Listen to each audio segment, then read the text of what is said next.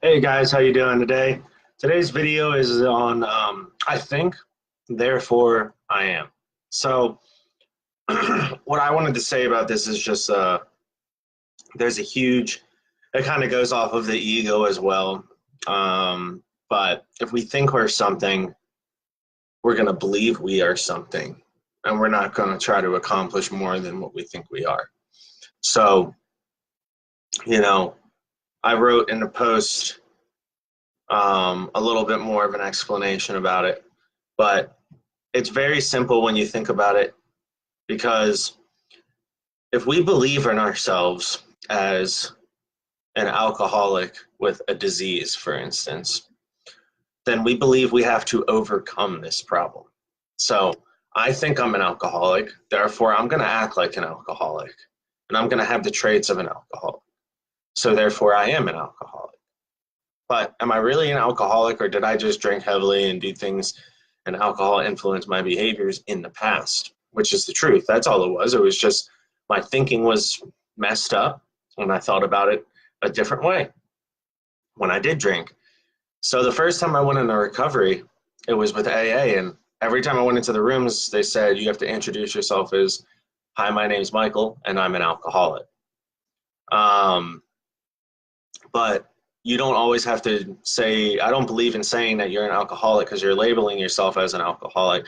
And if you label yourself as an alcoholic, you feel that it's a need to beat your disease. And if it's really a disease, then, that's classifying all the addiction as a disease, because it's the same thing as overeating or exercising as an addiction, smoking cigarettes, but you don't hear about ex-cigarette smokers as recovering cigarette smokers. There's no Sig-a-non meetings for people trying to quit cigarettes. It's not a mind-altering substance when it comes to cigarettes, but it's still an addiction at that. And we smoke them to make ourselves feel better in the moment, if that's the case. So why is it that we think, when we are told we're an alcoholic, whether it's, somebody else bashed it into our heads over and over again for years, or didn't bash it into our heads over and over again for years, but our decision making and whatever we had done got us to that point where we called ourselves an alcoholic, then you see the difficulty in trying to pull yourself back out of there and say, I'm not an alcoholic anymore. Like, no, once an alcoholic, always an alcoholic, according to AA. But so how can you ever not be that person again if you consider yourself that person still? You don't want to consider yourself an alcoholic for the rest of your life. I'm not an alcoholic. I do not consider myself an alcoholic. I don't drink. An alcoholic is somebody that drinks excessively, and I don't do that anymore. So why would I consider myself an alcoholic? And why would I keep going to meetings telling people I'm recovering when I'm officially recovered, and I have done everything I need to do to get it past that point? And don't get me wrong, there's times when you're originally in the program and you're coming up, and the brain has neural pathways that need to be reestablished with your thinking to tell you that, this isn't my decision making, this is just habit.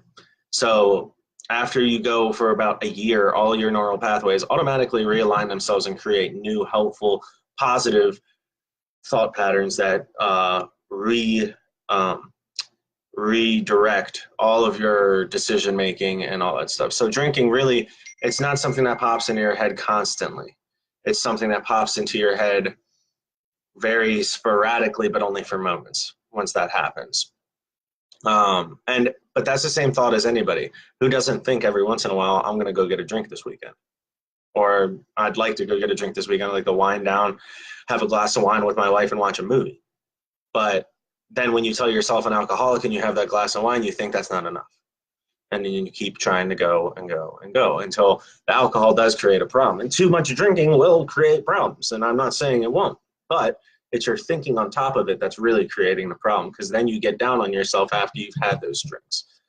So this is how this I think, therefore I am aspect works. If we think we're something, we're going to believe in it and we're going to go with it. So if you can redirect your thinking to say, I think, therefore I am no longer, in a sense, it might take some time, and it will take some time, but you'll get it. and it will slowly dissipate, and you won't be that person that you used to be. But that's what I had to share today on the I think therefore I am topic. I hope you liked it. You can leave comments in the comment box below, and like I said, I just opened a new website.